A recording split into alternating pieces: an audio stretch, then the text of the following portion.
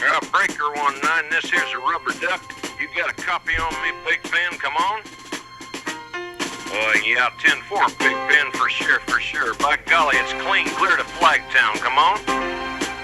Yeah, it's a big 10-4 there, Big Ben. Yeah, we definitely got the front door, good buddy. Mercy sakes alive, looks like we've got us a convoy. And we've got ourselves a Derrick Woolfson on the line to do our podcast. This is Kelly Kleiman, and you're listening to the DealershipNews.com podcast, where we cover the who's happening in the automotive industry. Today, we're discussing how to optimize a dealership's performance. For those of you who cruise the driving sales website, you'll likely have read our guests' blog pieces. There seems to be an unspoken competition between posters as to who gets the most eyeballs, and he and I won't deny that. My next guest is definitely a top blogger. Derrick Woolfson has been in the industry for going on 7 years. He is currently with the Beltway companies and on the phone with us. Hello, Derrick. Hey, Kelly. How are you? Doing great, and thanks for joining us tonight, today, and in the morning. It depends where you're listening. Tell us about how you got into the automotive industry. Was it something you've had a lifelong interest in, or did you just happen to stumble into it? Sure. So, Kelly, I actually stumbled into it. I say that because when I graduated college back in 12, I honestly had no idea, what I was going to do. And I applied for a sales consultant position at a local Nissan dealership. And it just so happened that my manager, Steve Farley, was actually an alumni of the same college. And so we got to talking, and 3 hours later, I had a job. And so that's how I got into the industry. Folks, that's why you go to college. It has nothing to do with the education. It has to do with who you know and the alumni that's out there. But, hey, you're still in there, right? I guess you didn't really have to go to college, though, to get into the automotive industry, but it's doing him very well. So you seem to have a wide variety of experience in the industry, and you're a no-brainer interview. But before we dig in, tell us a little bit about the Beltway companies.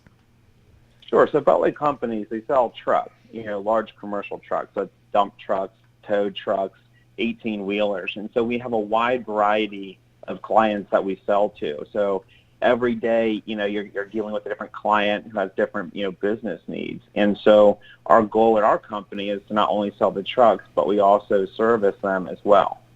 What are the differences you've noticed going from the car biz to the truck business? Is the sales funnel similar? Are lead management and CRM practices the same? Sure. So believe it or not, the trucking industry is about 10 to 15 years behind the car industry. It's kind of hard to imagine that, Kelly, but one of the biggest differences that I've noticed is a lot of truck dealerships don't even have CRMs. I was just blown away. You've got guys who have been in the industry 30 couple of years that are still using notebooks, handwritten notes Oh my God. for their customers, right? No digital quotes or anything like that. So one of the biggest challenges to start with is we're actually implementing a CRM. And as I've gone through that, I've noticed that the funnel for leads is very different. I say that because in the auto industry, it might be 4 days average to close a customer. In our industry, it could be 6 months, it could be 8 months. All the more reason to have a CRM to house all of that information. So I think that was the biggest difference. And as far as lead management goes, in the auto industry, we have a workflow, but it doesn't always translate to the customer. But in our industry, it's extremely important to have a workflow. So those are the biggest differences I've noticed. Which CRM are you favoring right now? Sure. Dominion Vision, they are one of the only CRMs that really was willing to, cater to the trucking industry. It's interesting because there's so much competition in the automotive industry for CRMs that you'd think that they would take a look at a smaller niche market and at least try to make some headway into it. Sure. But to be honest, though, being the fact that so many trucking dealerships don't even have CRMs, the ones that are available are subpar, to say the least.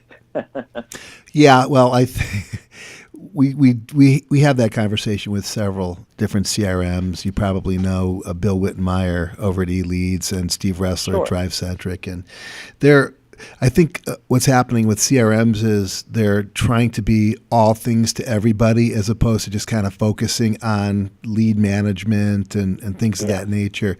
But they're getting pretty sophisticated, maybe too sophisticated for their own good. It's like master of trade or jack of all trades, master of none.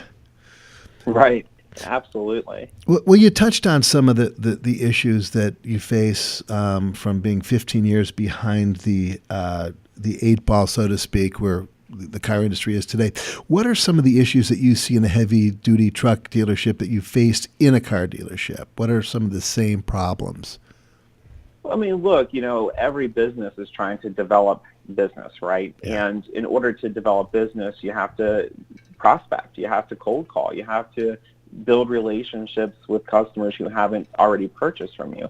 And so conquesting, whether in auto or in trucking, it's difficult. And I think one of the biggest struggles is it could take 6 to 8 months of consistent follow-up in order to sell a truck, right?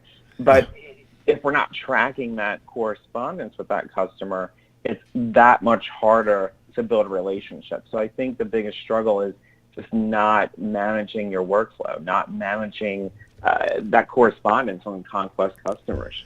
How is the current economy affecting big truck sales on your end? Sure. I mean, the economy is very hot right now. Yeah. Businesses, as I'm sure you know, Kelly, are doing very well in it. So certainly for us, it's an opportune time and all the more reason to get a CRM dialed in. Yeah, it makes sense. In your opinion, now let's turn it over here to the car industry a little bit, because I think that's where the majority of your experience is, although obviously it translates well into selling big trucks. What are some of the biggest problems facing dealerships today in terms of overall operations? Would you say it's just sales and salesmanship, lead management, digital optimization, turnover, or just the general culture? It's a bit of everything. I think we overthink things, and I also think that we have these grandiose ideas of how to move forward and push the needle, but we can't execute it on the dealer level. And I think largely there's a disconnect sometimes between the way dealers work with the OEMs. I don't think a lot of dealers take advantage of a lot of their programs.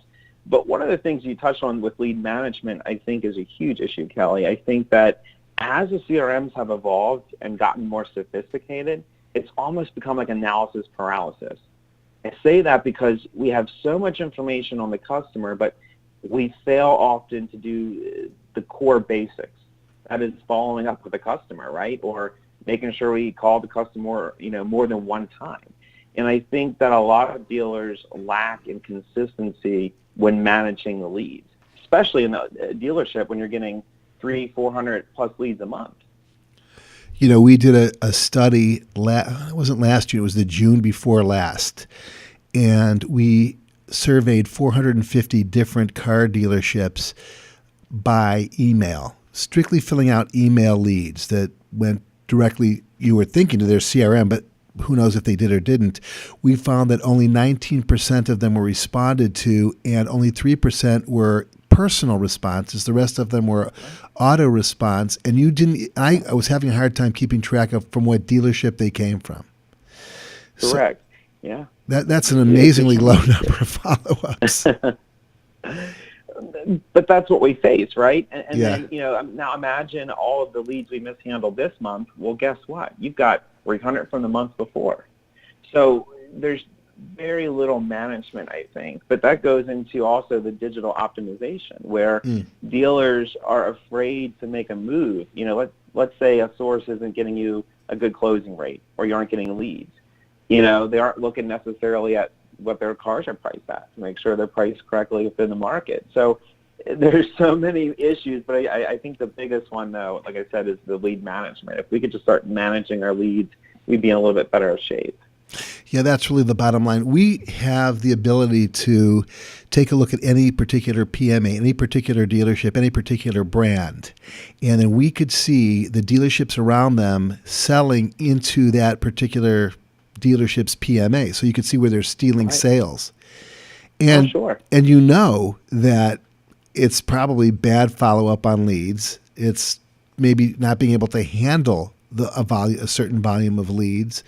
But you'd think that over time, car salesmen should be making a heck of a lot of money, especially now, although sales are sort of maybe a little bit on the going down, the downward, maybe a slight downward trend. At least that's what we've been gauging lately. And maybe they're dropping even a little bit more, but used car sales are up. But guys are losing business left and right because of that. So I'm with you on that one. So let's say you're going into a dealership and you're hired basically to turn them around. What would your checklist look like as you forensically examine their operation? Sure. So at first you have to look at the infrastructure. By that I mean the culture. It comes from the top down. Do we have a brand image? What is that brand image? And how does that translate to each one of the roles? And also the biggest component is the management. I think the roles have evolved. What is a general sales manager anymore? What is a GM? And so how are they defining those positions? I would also look at their CRM, their sales data. How are they handling their leads? What is their activity? What is their average closing rate? And then at that point, once you get a hold of that, I would look at their marketing. How much are they spending to acquire a customer? What is the ROI?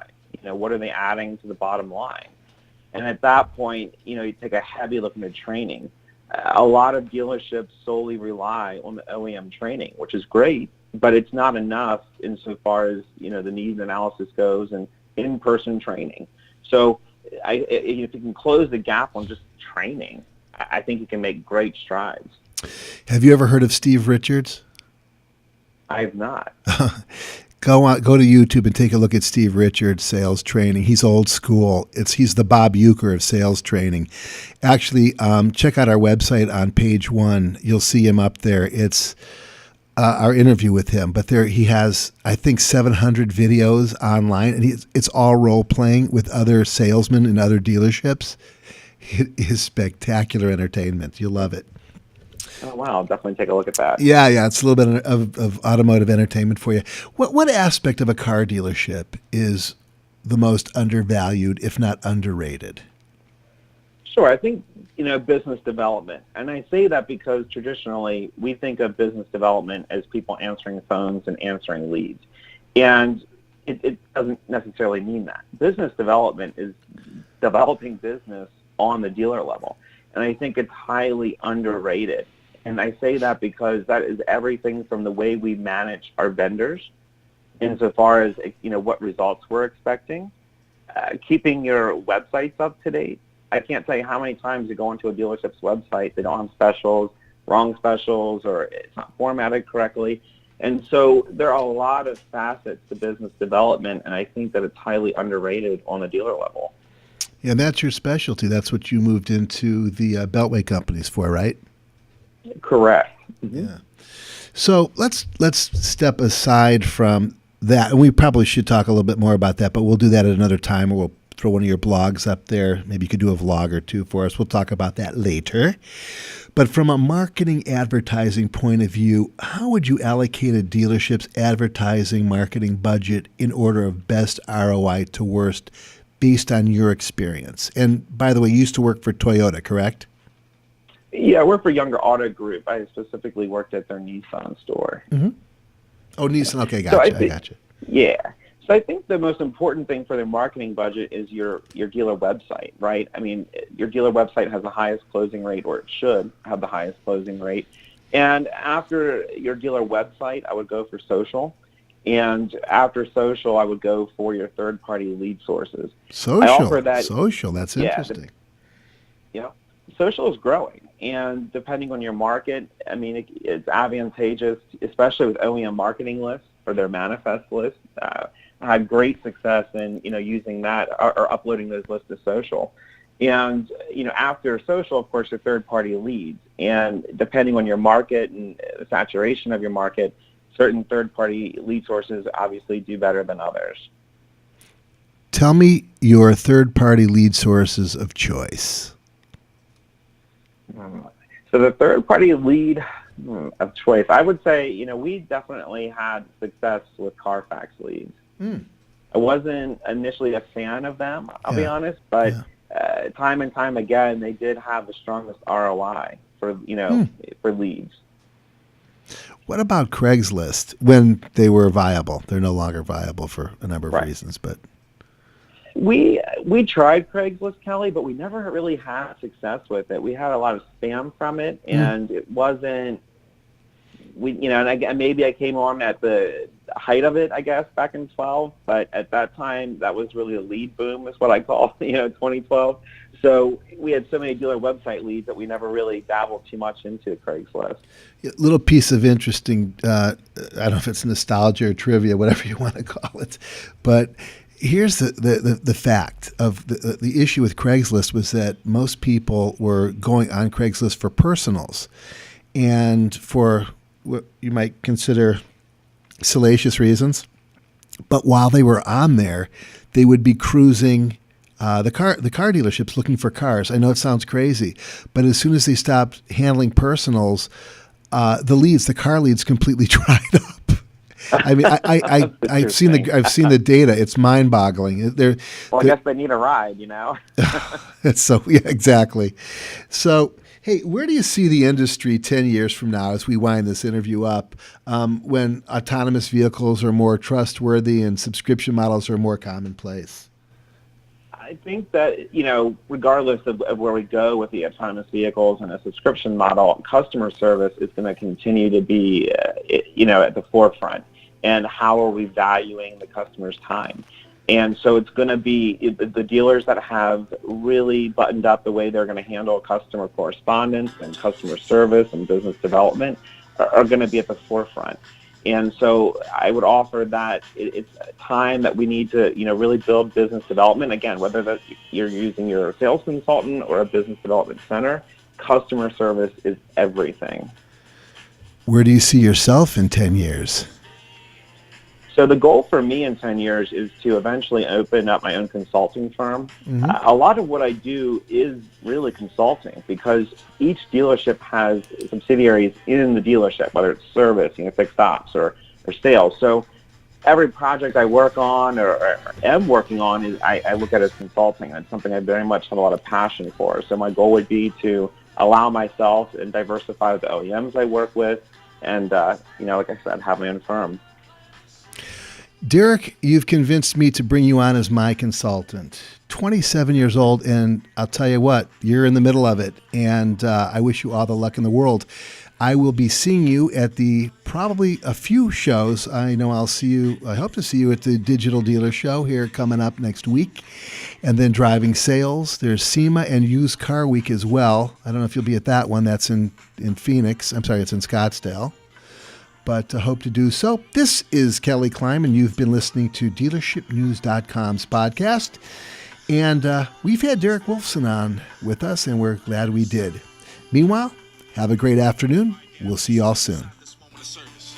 I want to get back to, I know that you're humble, but I gotta let the world know I got your back through all the hard times. Call on me when you're looking for the hard vibes. When you're starving, you're wishing on a star, kid, call on me.